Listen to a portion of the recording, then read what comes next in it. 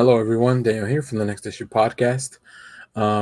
Today, I'll be reviewing Infinite Frontier #1. This is a DC comic written by Josh Williamson, illustrated by Xermanico, colored by Romulo Fajardo Jr., and lettered by Tom Napolitano.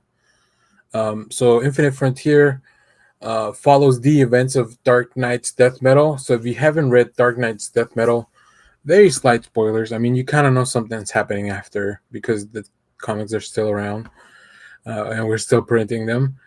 But I won't go too much into detail as to kind of how that got wrapped up, but more of the repercussions of what comes out of that. So, like I mentioned, following the events of Death Metal, the multiverse has been reborn, and with that comes new threats. So we have formed a new Justice League, the Justice, I think they're called just Justice Incarnate, which will travel to a specific wherever they find any threats as they become aware of them, and try to keep anything from happening back to the multiverse. So they're pretty much the protectors of the multiverse. Um, we begin the book with Flashpoint Batman. So this is Thomas Wayne from Flashpoint crash landing on Earth 23, where President Superman, Calvin Ellis, lives, and where Justice Incarnate seems to be their headquarters. I don't know. So I guess this is one of the things I kind of like I really like about comics.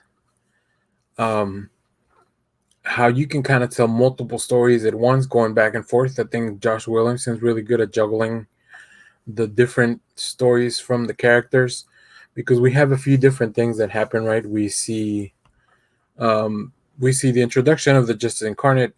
We see Alan Scott talking to Obsidian. We see this Batman crash landing. We see Flash doing another mission, and it all kind of just fits into the multiverse.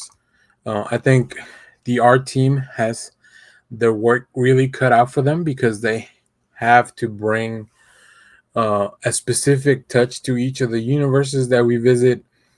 Drawing stuff in the multiverse can be very challenging, but I think Xermanico and Fajardo just really make quick work of that. Here's one of my favorite panels throughout the story. Um, but it's not only the big stuff that they're doing right. Like the team just really nails it, even in the quieter moments. Here's a panel of Alan Scott, Green Lantern, talking to Obsidian, his kid, as they're, it's a neat, seamless transition. I love the lettering changing from like the Obsidian black to normal lettering. Like subtle things like that is what kind of really make the comic and set it apart. So I really really enjoy this book. I really enjoy this story. Um, it's a lot of fun, as far as like this is just grandiose like comic book storytelling. This is big events happening. So if you're one of those people that love to see all those big cosmic threats, feels like this is going to be the right book for you. Um, if not, then maybe this is something you may want to check out as a collection, because there's definitely this is one of the books that rewards you as a reader the more that you've been following DC Comics. So it's definitely not something that will keep you from reading the comic, but I think as you read more and more, like for example in this panel, uh, I love anything with Captain Carrot because he's such a weird character.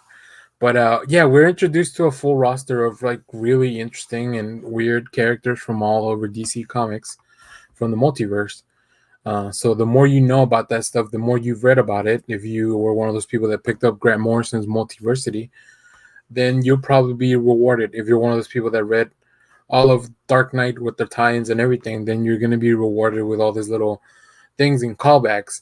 But that doesn't mean that if I'm a new reader that I'm going to get distracted. You may have to maybe Google a few things, but I think this is still overall pretty new reader friendly. The only thing I would recommend reading before this is the Infinite Frontier Zero. That kind of brings everyone up to speed to the status quo of the multiverse. Um, Josh Williamson's writing a lot of really cool stuff that I'm enjoying right now. Robin, I don't know if I'm not caught up on Batman and Superman, but as far as I'm reading, he was still writing this stuff. He did a super long run on the Flash. So yeah, I mean, he's got a corner of the DC multiverse just kind of all for himself. So I'm very interested to see where these stories goes. Another thing, and I don't have a panel for that, but Fajardo's colors really set the mood for each one of the places that we visit, because we are in Gotham City, which is unusually sunny. Like this is here's where Alan Scott and Obsidian were. They're in Gotham. So that seems like a weird way to portray Gotham, but I mean, it is the daytime and everything. But we also go to a few different places, like the Bleed, which is where one of the places that Justice Incarnate travels to, and that has a lot of tones of red and everything. We also visit Earth Omega with the Flash, and obviously that looks like this apocalyptic place wasteland, just like covered in shadows and dark tones. So Fajardo really makes each place feel different than the last. Overall, I really enjoyed this issue.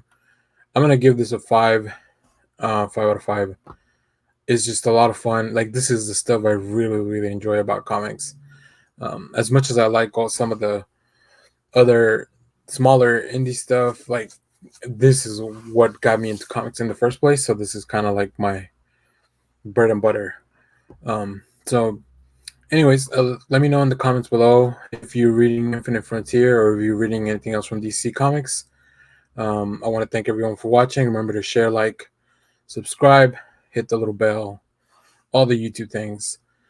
Thanks everyone for watching. Bye bye.